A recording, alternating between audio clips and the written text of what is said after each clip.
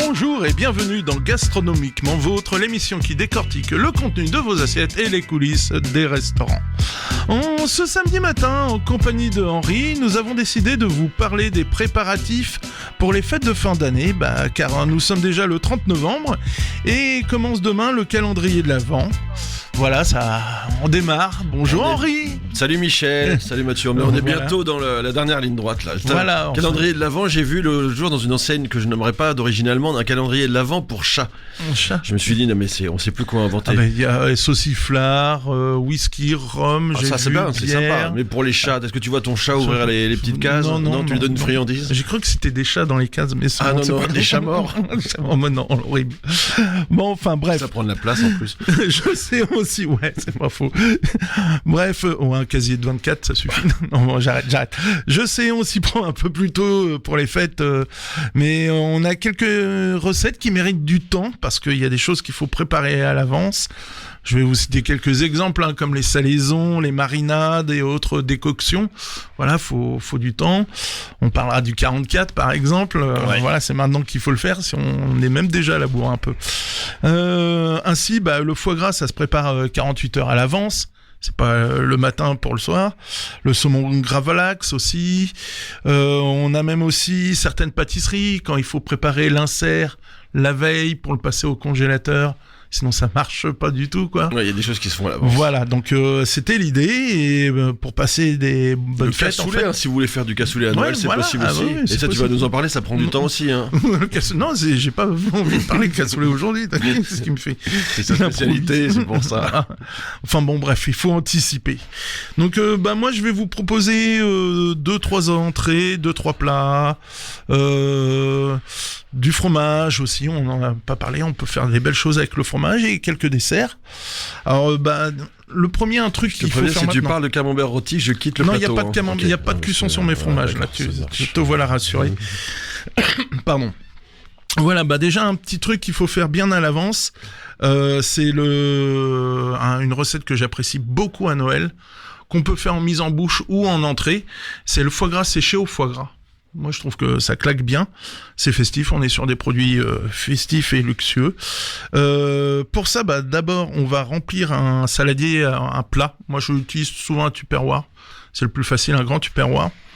Dedans, je mets du gros sel. Je prépare mon magret. Mon magret, je lève une partie de la graisse excédente, ce qui est au pourtour.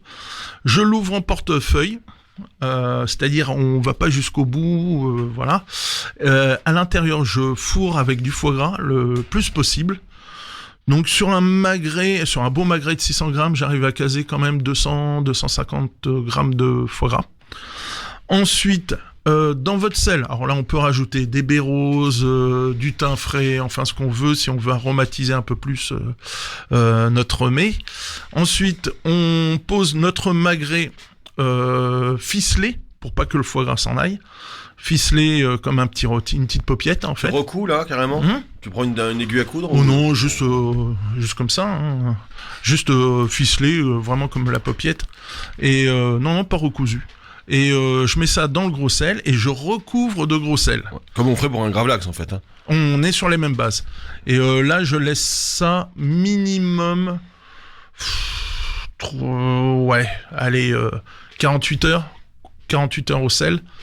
Ensuite, je le sors au bout de 48 heures. Je le rince, mais enfin, je l'essuie rapidement. Ou alors on peut proposer un petit essuie tout mouillé, un peu humide, voilà, c'est pour ça, pas détremper. Exactement ça, un petit chiffon humide. Ouais. On enlève l'excédent de sel. Ensuite, je mets ça dans un récipient au frigo. Alors, 2 écoles. Soit dans le bas du frigo où c'est le plus froid, ou la partie haute si c'est ventilé. Mais comme maintenant on a des frigos où la température est la même du haut vers le bas, où vous voulez en fait. Alors au début, moi je le mets pas de couvercle, rien du tout, même pas de coton, de mousseline comme on le voit dans beaucoup de recettes. Je le laisse à air ambiant et il va sécher. Et ça, faut le faire 3 semaines avant. Donc c'est vraiment important de le faire. Par exemple, maintenant, pour Noël, parce que là, on est à moins d'un mois, on est à 3 semaines. Hein, tu m'arrêtes si je dis une bêtise, mon Michel, mais est-ce que le mieux, ça serait pas de pouvoir le suspendre même, pour pas qu'il repose, c'est-à-dire un petit crochet, t'installes un petit machin. L'astuce, c'est que je le repose sur le côté gras, parce que le côté gras n'apporte pas grand-chose, et donc c'est vraiment la chair qui va sécher. Et donc ça, 3 semaines. On vérifie bien quand même tous les jours qu'il n'y ait pas de moisissure. Si c'est une moisissure blanche, tout va bien. Voilà, on frotte un petit peu. Un peu de pénicillium, un peu. Voilà, ça c'est la moisissure noble.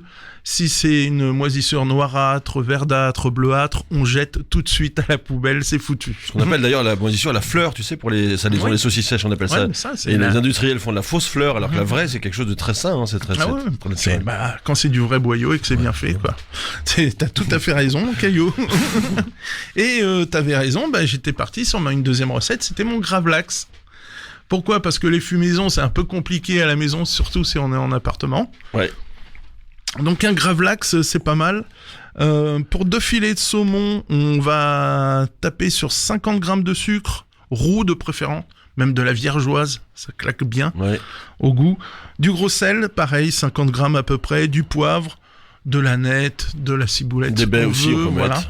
Si vous voulez vraiment faire la recette originale, il y a même de la betterave rouge. Cuite, mélangée, ce qui fait une petite peau rosâtre au-dessus, c'est très esthétique. Des zestes aussi, on peut mettre parfois, zestes de citron ou d'orange. Orange, sur le gravlax, l'orange, moi j'adore, Enfin bref, on prend tous nos sucres, notre sel, nos épices, tout ce qu'on veut bien, on le mélange. On recouvre notre filet de cette mixture. On laisse notre filet côté peau en dessous. Et on recouvre le dessus et on laisse ça aller. C'est combien de temps 2-3 jours.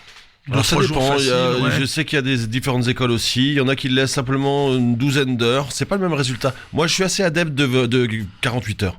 Je trouve qu'on a un produit qui est presque. Qui est déjà pas mal. Voilà, qui est bien avancé. Alors le top, c'est vraiment si vous avez le sous-vide.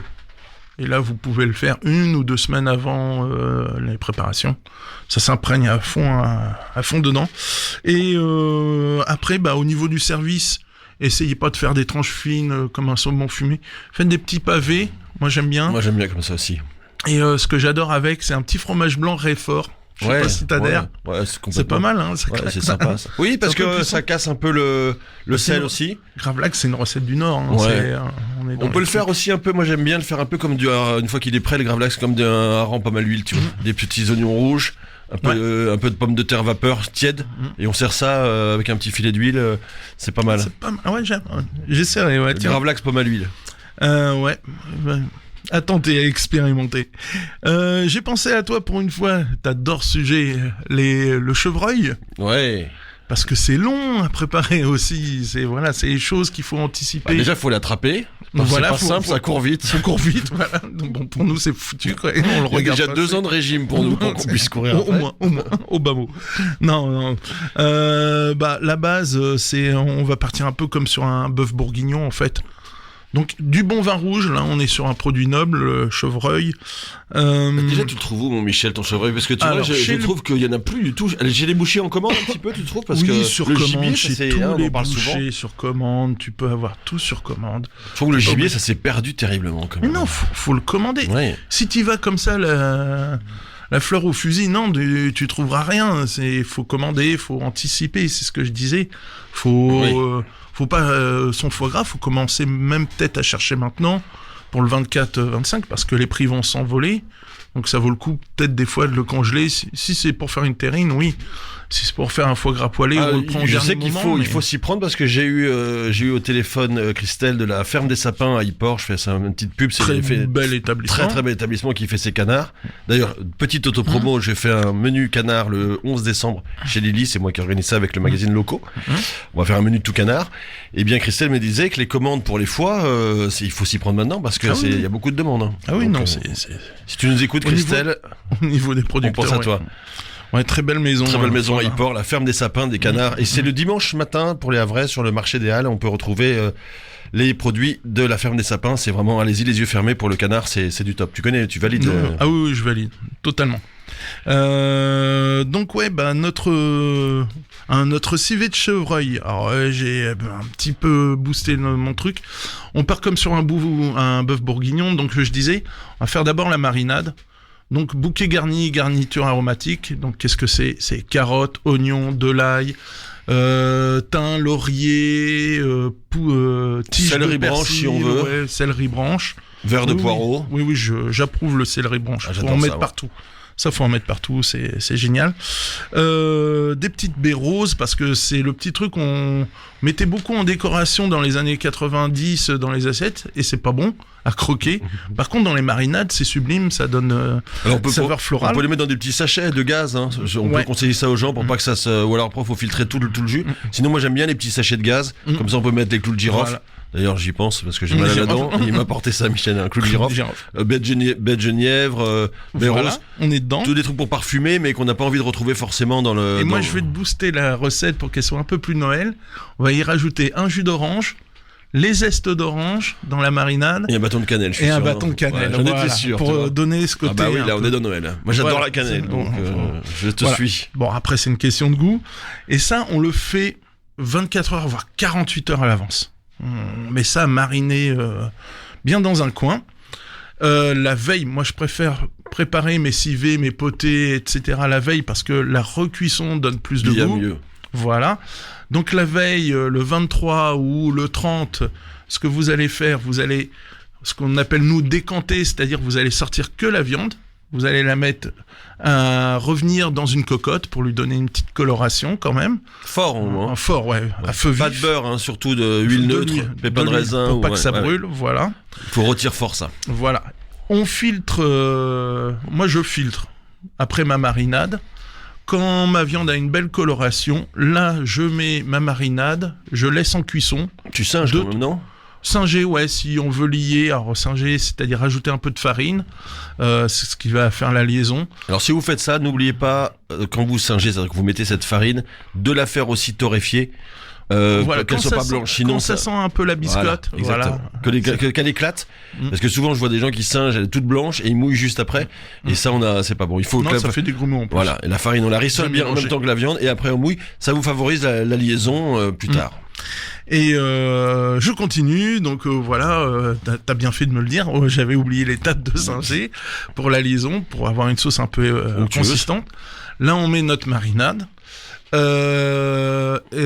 on laisse cuire 2-3 heures au bas mot, faut que ça soit long, et ça on peut le faire la veille. Après, on réchauffe le lendemain, c'est prêt, on a juste à servir. Et pour finaliser, pour encore avoir encore plus de notes de Noël, un petit peu de cacao amer. Voilà, ça va casser l'acidité du vin. On peut rectifier aussi avec un peu de sucre roux, si on a trop d'acidité par rapport au vin. Sur ce genre de vin, on n'est pas obligé d'aller sur un grand Bourgogne, mais un petit Médoc, un petit truc, voilà. Ou un peu puissant dans le sud aussi, on peut aller dans le Languedoc, on peut aller dans des choses comme ça. Ouais, voilà, donc ça c'est pour notre sauce. Après garniture, je vais dire même des vulgaires pommes de terre, enfin voilà, rôti au four.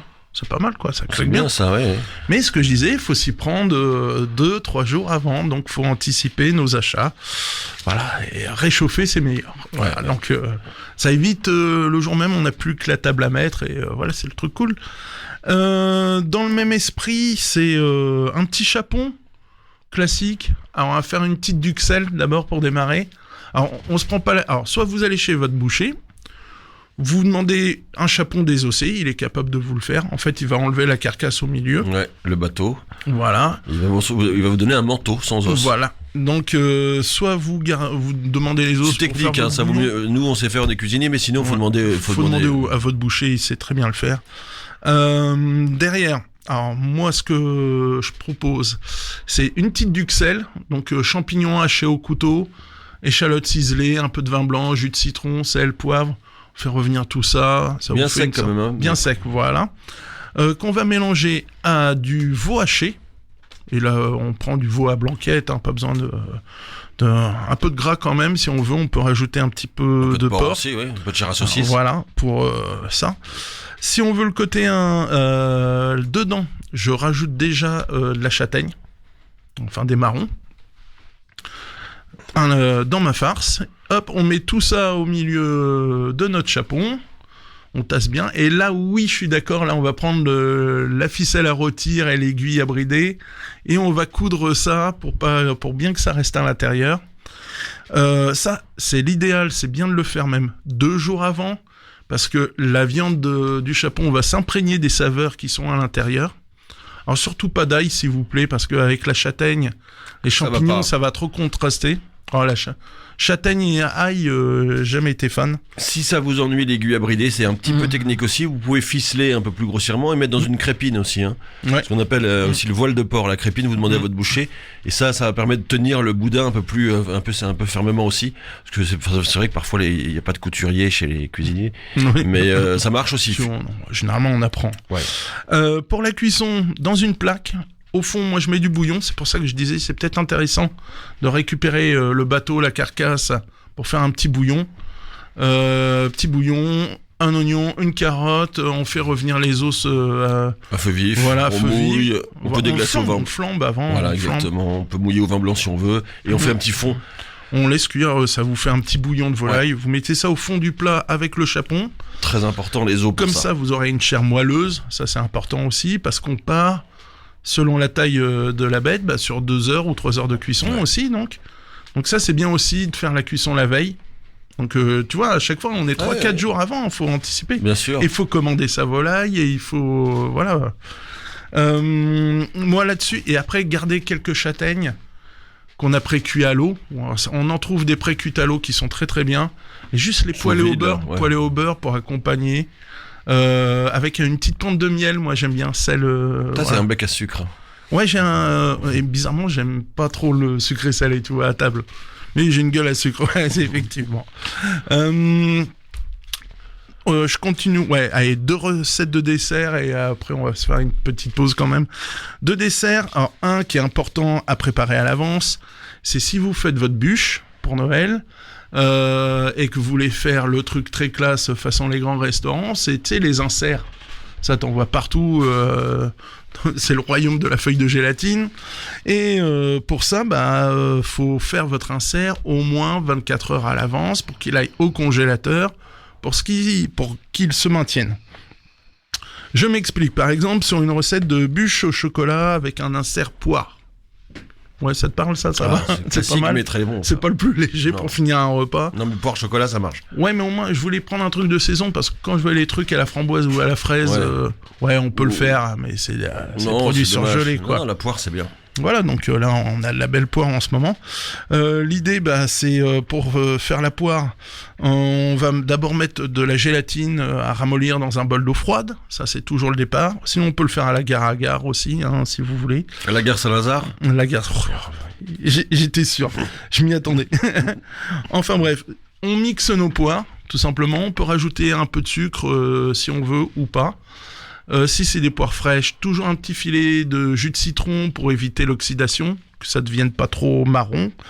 Ensuite, on fait un sirop, temps pour temps, moitié eau, moitié sucre, dans lequel, après, on va rajouter nos feuilles de gélatine et notre purée de poire.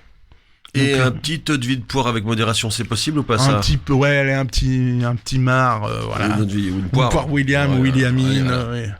Voilà, c'est pour rehausser. Derrière, on va réaliser...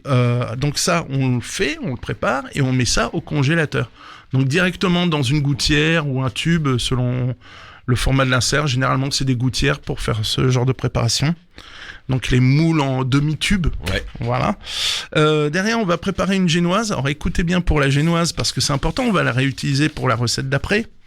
La recette, on va tamiser. Alors c'est facile, c'est un tiers, c'est un tiers farine, un tiers sucre et un tiers œuf. Et on pèse ses œufs, comme ça on n'a pas de problème. Donc là on va partir sur 120 grammes, ça représente 3 œufs à peu près, 2-3 œufs. 2 gros œufs ou 3 petits, 3 moyens. Qu'on va mélanger avec 120 grammes de sucre. Et là je vous conseille, prenez le batteur, faut que ça... C'est justement la texture d'une génoise, déjà presque. Il faut que ça monte énormément. Ça, on va le mettre dans un cul de poule, c'est-à-dire le récipient en inox, qui va au bain-marie. On le met au bain-marie. On commence à monter. Et quand on a vraiment une belle coagulation qui se fait, donc il faut que ça reste très mousseux, très onctueux. Là, on parle bien des œufs entiers, Michel. Hein, oui, jaune et blanc. Hein. Jaune et blanc avec le sucre. Voilà, on travaille un peu. Donc ça mousse comme du. Un peu comme ça du mousse. Blanc d'œuf, ça mousse vraiment. Et là, on met sur la chaleur. Hein. Sur la chaleur à feu doux, bain-marie. Il faut qu'on puisse mettre la main en dessous du saladier. Même principe qu'un sabayon, hein, on cuit pas. Exactement, on cuit pas. C'est une coagulation lente. Et là, on va incorporer notre farine tamisée. Là, c'est important, sinon on a des grumeaux et c'est l'horreur. Et on incorpore notre farine toujours du bas vers le haut. On enrobe, donc avec une maryse ou avec une spatule, pas au fouet. Et on enrobe, et là, on a une pâte à génoise. Là, l'idée, c'est de faire une feuille, ce qu'on appelle une feuille de génoise. Donc, on étale cette génoise dans un cadre, avec une feuille de cuisson qu'on a graissée ou beurrée. On met ça. Donc, une génoise, c'est 25 minutes de cuisson, une génoise haute. Là, on est sur une feuille, c'est 15 minutes de cuisson à peu près. Si c'est trop compliqué, la dacquoise, c'est pas mal non plus, c'est plus consistant. La génoise, c'est beaucoup plus léger. Vous avez rien. Dacquoise, la recette vite fait, c'est un peu un tiers aussi. C'est un tiers blanc d'œuf qu'on monte avec un tiers de sucre. Donc ça fait une sorte de meringue dans lequel on incorpore un tiers d'amande. Poudre d'amande, ouais. De poudre d'amande. Donc si on rajoute du beurre, ça fait un financier. Ouais, on peut faire un biscuit joconde aussi, on peut faire... Il y a pas mal de... Joconde, ouais. Ouais, c'est pas mal aussi, ça tient. Bon, enfin bref, revenons sur notre bûche. Donc notre génoise est prête, notre insert il est au congélateur. Votre génoise, vous pouvez même la congeler. Vous pouvez la faire en dernier moment. Et après moi, tout simplement, une mousse au chocolat. Voilà, de maman, la recette de votre grand-mère. Rien de compliqué. Et on y va, on fait le montage. On prend une gouttière. On met sa mousse au chocolat dedans. On pose avec une feuille cuisson ou papier film pour pouvoir démouler facilement. On met son insert à la poire. On met sa génoise. On tasse légèrement sans trop écraser. Sinon, la mousse au chocolat va retomber. On colle ça au congélateur pendant 1 ou 2 heures. Ça, c'est juste pour que la mousse se tienne bien au moment du démoulage. Pour démouler, pas besoin de chalumeau sur la gouttière. Un linge trempé dans de l'eau chaude, vous frottez l'extérieur et normalement ça doit se démouler tout seul. Après glaçage au chocolat et voilà quoi. Et là on parle bien d'une bûche qu'on va manger, Michel, à température ambiante. C'est pas une bûche. On peut pas la manger glacée. Non, en fait, on utilise la congélation juste pour maintenir les éléments. Juste maintenir les éléments. Donc voilà, on a fait une bûche. Alors après, il y a toutes les variantes. On a la poire chocolat, la framboise vanille, la pistache, etc. Pistache framboise, j'aime bien ça. Ça marche bien. C'est macaron qui fonctionne bien. Et comme on a une génoise, qu'est-ce qu'on peut faire ? Vacherin, omelette norvégienne. Là, on est dans des bûches glacées que vous pouvez faire 1 semaine avant et vous êtes peinard le jour de l'événement parce que vous avez juste à sortir ça 1 demi-heure, 3/4 d'heure avant pour que ça revienne un peu en température. Et voilà, easy quoi. Voilà, ça te paraît pas mal ? Ça me paraît pas mal, mais je pense que je vais quand même aller chez mon pâtissier pour commander ça parce que tu sais la feignasse, je m'en doutais. Mais non, c'est pour soutenir les petits artisans. Oui, c'est pas faux. Ouais, il faut les faire. Voilà, si vous avez la flemme, après il suffit. Il y a des bonnes adresses. On va pas en citer, mais il y a des bonnes adresses au Havre pour trouver des bons pâtissiers. On a encore ça. Bon, alors qu'est-ce qu'on boit et comment on va dresser la table ? On va voir ça un petit peu après. On va s'écouter Fidélité de Regina Spektor sur West Track Radio. Check it out.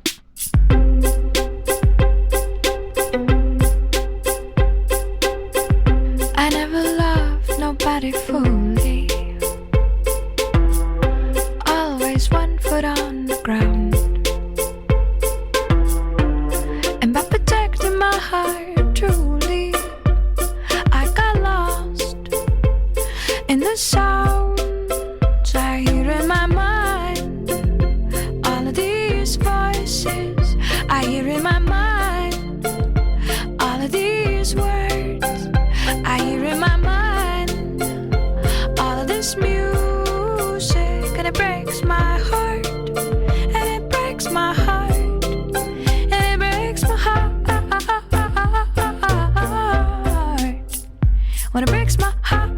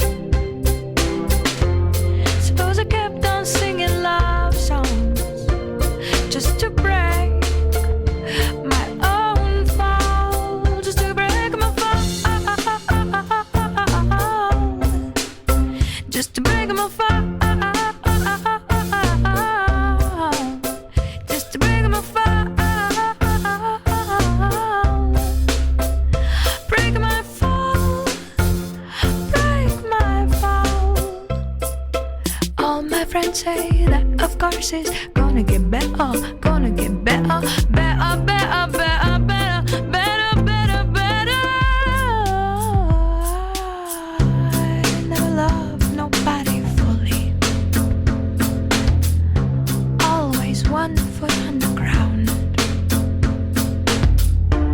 and by protecting my heart truly, I've got lost in the sounds I hear in my mind. All of these voices I hear in my mind. All of these words I hear in my mind.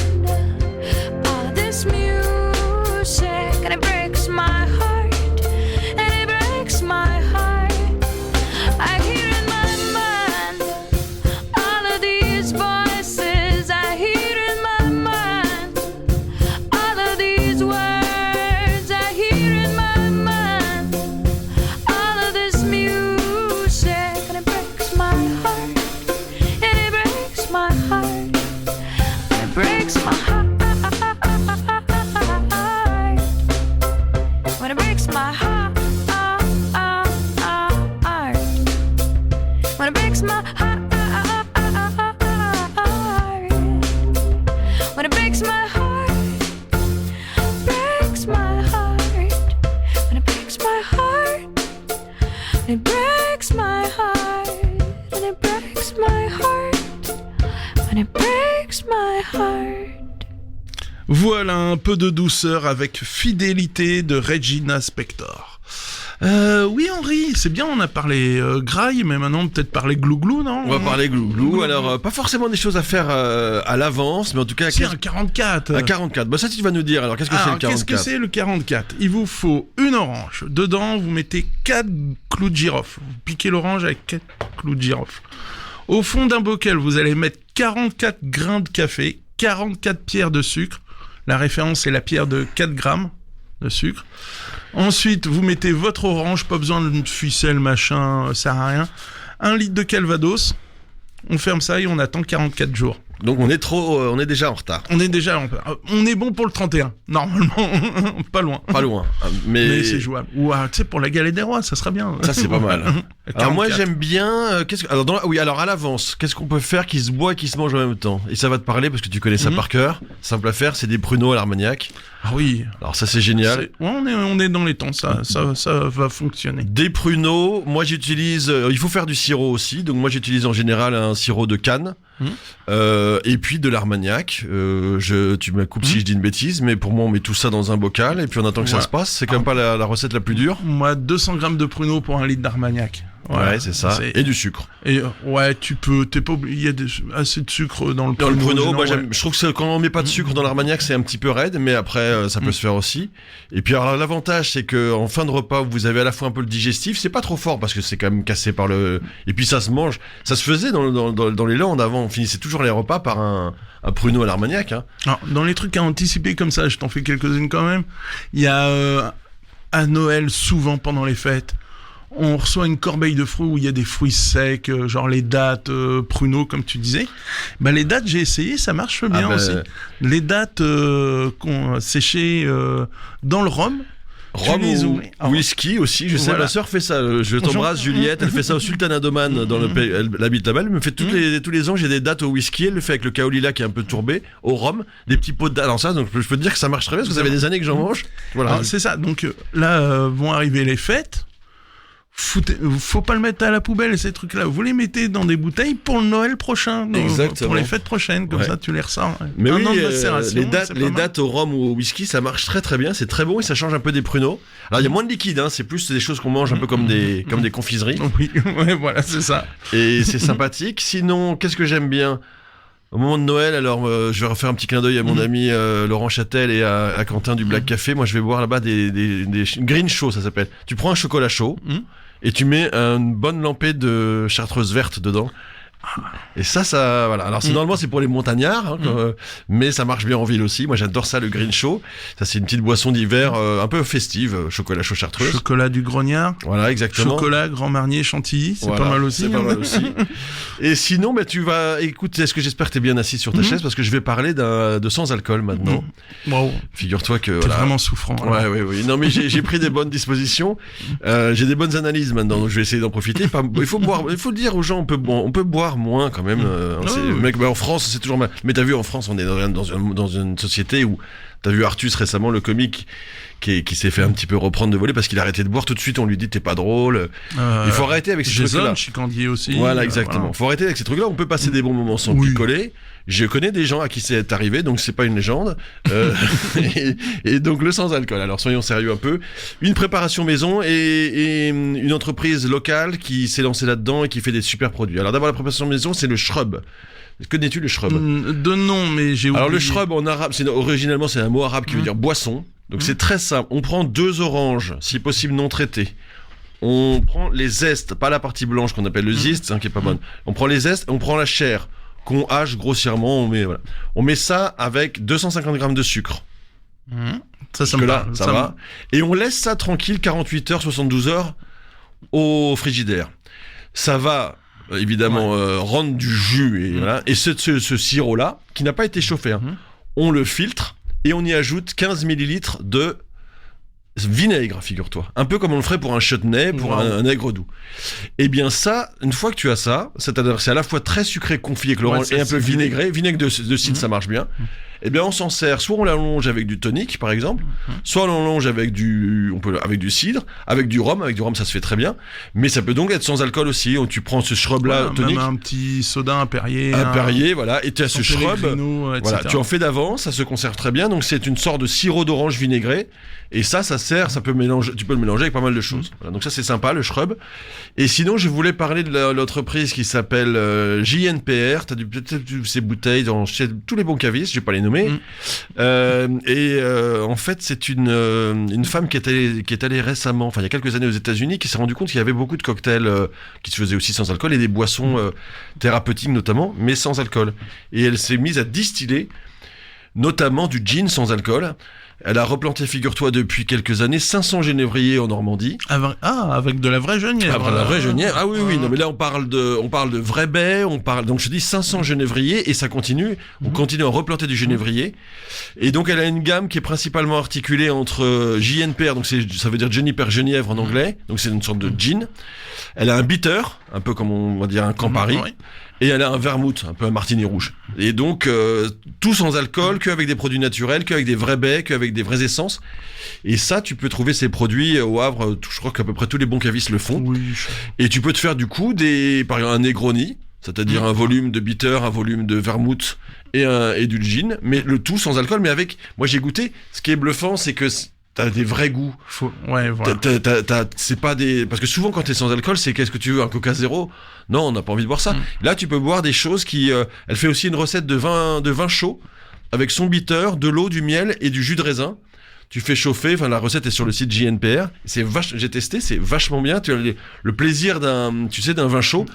Sans alcool, et donc buvez pas trop et sachez boire du sans alcool. C'est bien moi qui vous parle. Aussi pendant les fêtes, pour pas être dans le mal, comme on dit, donc faut oui, avec parcimonie, à bon escient, mais surtout alterner toujours un verre de vin, un verre d'eau, un verre d'eau. Alors si c'est pas exactement comme ça, en tout cas s'hydrater. S'hydrater beaucoup. Et comme tous les bons sportifs, quand on picole, il faut... Ça vous évitera la casse le lendemain, parce que souvent on remet le couvert, généralement, le lendemain. Et on a souvent plus d'appétit, donc... Et quand on est sujet aux maux de tête, il faut bien comprendre que c'est une inflammation qui est due à la déshydratation, parce que l'alcool est très diurétique. Et donc si vous hydratez pas en même temps, vous avez des... ça pète les cellules, et c'est déshydratation intracellulaire. C'est plutôt au plat ou gazeuse à table, toi, mon Pas Michel? de religion non plus, je bois les deux. Non, c'est vrai. Et souvent en fin de repas, je préfère finir sur une eau gazeuse. D'ailleurs, je me demandais au resto là où tu es, c'est plutôt sur les clients, c'est plutôt en général la plate ou la gazeuse qui... La gazeuse qui prime, ouais. Quand même. On est très bubule. C'est sympathique à table, les petites bulles. Alors, je vais dans ton idée, pas forcément dans les choses très alcoolisées, mais penser au cidre, penser au jus de pomme, au poiré, des choses artisanales, quand c'est bien fait. Moi, manger un foie gras avec un bon cidre brut, ça me dérange pas. Ouais. Il y a des accords mets qui sont très sympas. On n'est pas obligé d'aller taper le Sauterne millésimé de C'est papy qui était planqué à la cave. On peut jouer aussi sur les contrastes en parlant des accords mets et vins. Le foie gras, moi, avec un Madiran ou un Cahors, ça me pose aucun problème aussi. C'est comme ça que ça se mange dans le sud-ouest. À l'origine, c'est cette mode vin du rouge, vin liquoreux avec le foie gras, c'est alsacien, ouais, ça, ouais. monsieur. Ouais, c'est le Gewürztraminer avec Ouais. le foie gras d'oie, parce que les Alsaciens travaillent Moi, l'oie, c'est l'oie. qu'on trouve très rarement, malheureusement. C'est Sur très... commande, tu vas chez ton charcutier. Alors là, si tu du foie gras d'oie, si tu m'en trouves même sur commande, c'est difficile. Hein. Et c'est... Chiche. Mais en tout cas, c'est vrai que le vin rouge fonctionne très bien avec le foie gras mi-cuit. Oui, un Un Cahors, c'est merveilleux. Hein. Ouais, c'est très bien. Ça contraste les goûts. Il y a un vin rouge sur du gras, ouais, non, c'est très très bien. En continuant sur les accords mets et vins, toujours, s'il vous plaît, sur le fromage. Oh, j'ai pas parlé de mes fromages tout à l'heure, j'ai oublié. Voilà, c'est trop tard, c'est Fromage. fini. Désolé, non, Michel. Mais justement, ça, on va être bien, on va être voilà. d'accord, un petit truc. Vin blanc, tu vas dire sur le fromage, Vin évidemment. blanc, Ouais, vin bien sûr, blanc, bien vin sûr. blanc, vin blanc. S'il vous plaît, buvez du vin blanc avec le Ou fromage. rouge très léger. Moi, je dis ouais, souvent, si c'est un pinot vraiment. noir d'Alsace, justement, par exemple, Ouais, là, tu vois je- quelque chose qui est vraiment de la dentelle. Un petit gris, Voilà. Ou même un rouge, mais un pinot noir, mais d'Alsace. d'Alsace. Tu vois quelque chose de vraiment très fin et sans aucune trame et sans aucune matière tannique. Ça, parce que Sinon, on écrase le fromage. c'est absurde. Le côté vin rouge camembert, par exemple, c'est non. le pire Moi, accord du j'entends monde. le papy qui me dit je garde mon verre de Bordeaux pour aller camembert. avec mon camembert. Terroriste. Ouais. Mais enfin bon, C'est pour un peu qu'ils rôtissent le camembert en plus. je fais une petite recette vite fait de fromage, mais après vous pouvez la décliner. Genre, vous prenez un camembert, vous le trempez dans le cidre, allègrement. Pas besoin d'un grand cidre, un petit cidre Classique. classique, supermarché, ça ira très très bien. Ensuite, vous le roulez dans la panure et vous le mettez dans un tupperware et vous faites ça une semaine avant le repas. Et là, votre camembert, il va s'affiner en douceur.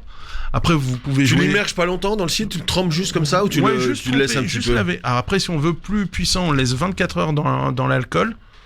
Vraiment. On peut le laisser dans le calvados aussi. Ouais, alors là, c'est très puissant. Au pommeau, là, on est sur un entre-deux. On rappelle jus ce de que c'est le pomme. pommeau, c'est une sorte de c'est une liqueur de pomme. C'est hein. un micelle, c'est-à-dire on prend du calvados qu'on coupe au jus de pomme. Ouais.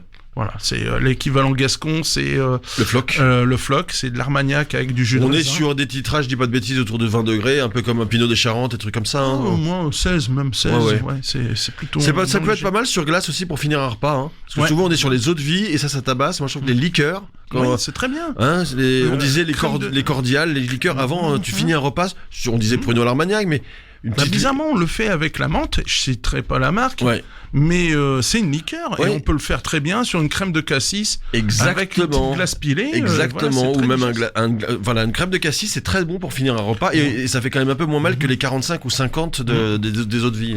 Donc vive la liqueur. Oui, non, c'est très très bien. Tu sais, j'ai la gueule sucrée, comme tu disais. Dans les accords mets et vins aussi, l'importance de se rincer un peu la bouche aussi. C'est-à-dire quand on passe d'un plat à l'autre, avant le fromage, ouais, c'est peut-être sympa si on était sur un plat de poisson.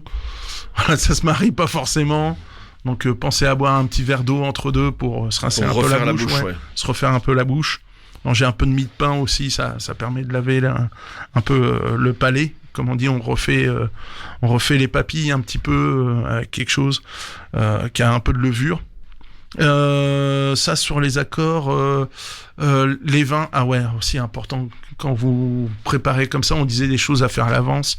Si c'est des grands crus, est-ce que ça mérite d'être décanté, d'être aéré? Est-ce qu'il vaut mieux pas l'ouvrir à l'avance?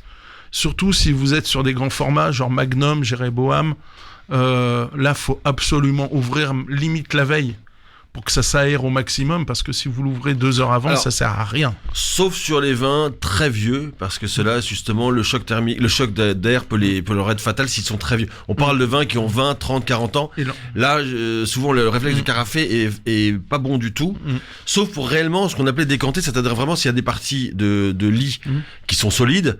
Là, il faut un peu le filtrer. Mais sinon, le principe il faut rappeler aux gens que le principe d'oxygéner un vin, donc de l'ouvrir ou de le carafer, c'est pour lui apporter de l'oxygène pour l'ouvrir. Ça va pour des vins plutôt jeunes. Quand les vins sont très vieux, ça les tue. Hein. Donc, attention à ça. Mais c'est vrai que sur des vins qui ont 5-10 ans, pas trop vieux, et surtout sur des gros magnums, moi je conseille même d'ouvrir même le matin pour le soir largement pour qu'il ait le temps de s'ouvrir, quoi. Avant de partir au boulot, vous l'ouvrez et il faut pas hésiter à faire ça une journée entière. Ouais, voilà, ça a besoin de respirer, comme on dit, ce genre de vin. Voilà, après sur les vins, je sais pas si t'as d'autres des petits trucs rigolos. Champagne, non? Alors moi je trouve que le champagne c'est très agréable, mais j'avoue que je le préfère à table plutôt qu'à l'apéritif. Et je trouve que tu vas pas me contredire sur des poissons par exemple, un petit peu crémés, avec des beurres blancs, des beurres nantais.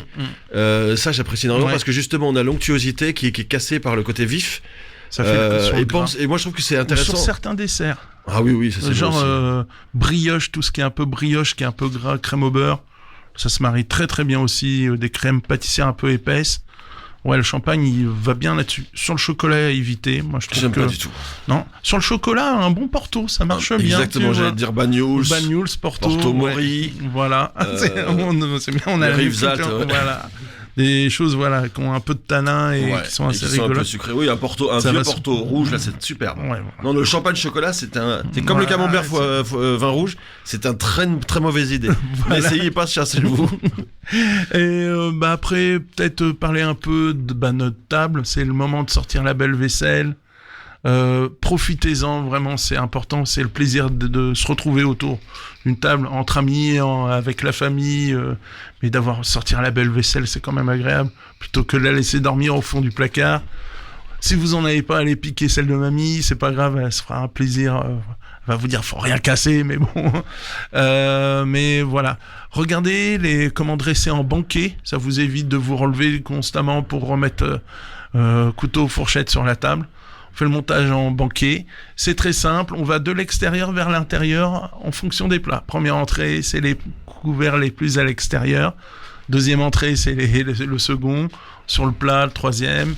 Après, on n'est pas obligé peut-être d'avoir chacun son beurrier, son assiette à pain, mais voilà, Et pour les verres aussi.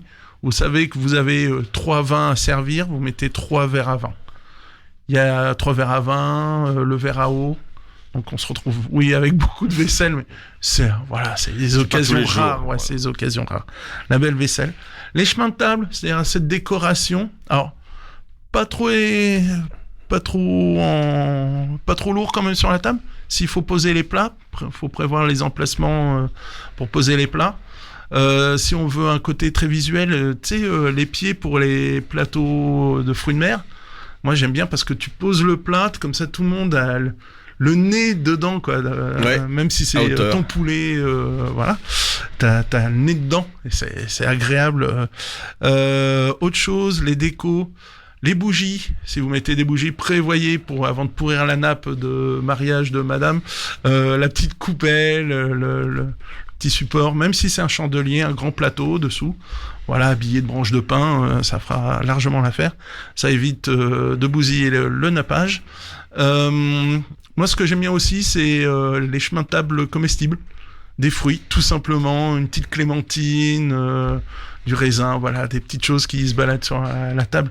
Dès que t'arrives, t'es... Des noix. Ouais, voilà, c'est visuel, mais à la fin du repas, tu tapes dedans quand on est au café, au pouce-café. C'est le côté agréable. Et en plus, c'est facile à débarrasser, quoi. Au pire, ça va au composteur et c'est très très bien comme ça. Voilà, je pense qu'on a donné des petites informations, des petites idées pour déjà préparer, pas mal pour se préparer. Et profitez des marchés de Noël. On est le 30 novembre. Aujourd'hui, il y a celui de Fontaine-la-Mallée, celui d'Harfleur, par exemple, qui pousse jusqu'au 1er, jusqu'à dimanche, voire plus. Pourquoi ? Parce que vous allez trouver la confiture qui ira bien peut-être avec votre fromage ou votre foie gras. Vous allez trouver le miel qui ira très bien dans votre gâteau de Noël. Vous allez trouver et des produits de région. Des produits de région, des producteurs. Faut en profiter. Du safran qu'on fait en Normandie aussi, on en a parlé. Et pour des plats de fête, le safran. J'ai appris un truc. Il faut 700 50 000 fleurs pour 500 grammes. C'est énorme. C'est pour ça que c'est l'aliment le plus cher du monde. Ah oui, c'est... Mais par contre, il en faut très peu pour parfumer. Vous mettez ça dans un petit... vous infusez ça dans le beurre sur un poisson. Il vous faut 3 filaments. Quand on parle de Noël, on est déjà sur le safran. Mais ouais, les marchés de Noël, voilà, profitez-en. C'est l'occasion. Faites travailler vos artisans. Privilégiez les petites boutiques, les petits commerces. Anticipez, commandez votre pain, vos gâteaux à la boulangerie en avance. Comme ça, vous avez payé à l'avance. Comme ça, vous êtes assuré. Vous n'avez pas besoin de faire la queue. Hop. Pour les Havrais, je conseille la boulangerie Aimé, qui est rue Aimé-Césaire, la nouvelle trouée qu'ils ont fait entre la place Danton et le cours de la République. Franchement, le pain au levain naturel. Joli. Ça, très très très bon. Ah oui, vraiment les produits pains spéciaux. Aimé, rue Aimé-Césaire. Tu vois où c'est super bien. À côté de chez On t'embrasse, Kelly de la cave chez Francis, qui est aussi là. Non, c'est pas la feuille de vigne. Ça va. Non, j'en ai pas parlé. C'est bien. C'est rue Aimé-Césaire. C'est bien, tu n'as pas parlé de la feuille de vigne. Je n'ai pas parlé de la feuille de vigne. C'est très bien. Je parle de chez Francis. C'est la charmante Kelly qui a une cave à vin aussi où on peut se boire un coup, ce qui n'est pas le cas à la feuille de vigne. On peut boire, ça fait bar à vin aussi. Et c'est aussi rue Aimé-Césaire. Dans ce quartier qui revit un petit peu là. Oui, énormément. Il y a de très belles choses. C'est sympathique. Place Danton là, ouais. Le Jost là, le bouillon, le bouillon Danton, le Spud, la charcuterie Danton, la boucherie Danton qui a servi le lieu de tournage pour Barbac. Ouais. Voilà, donc allez-y, c'est des très bons produits en plus. Le Gavroche, enfin voilà. Oui, il y a de quoi faire, il y a de quoi s'amuser. On a fait le tour, mon Caillot ? On a fait le tour, je crois, il me semble. Bah écoute, il reste plus qu'à dire à nos auditeurs bon appétit. Bien sûr, mais pas tout de suite, parce que c'était gastronomiquement vôtre. Vous pouvez réécouter le podcast sur toutes les plateformes, sur toutes les box. On est partout, on domine le monde des ondes phoniques, d'après Mathieu. Et au-delà, le cosmos. Voilà. Retrouvez donc le podcast de cette émission, et comme disait Joël Robuchon... Et bon appétit, bien sûr.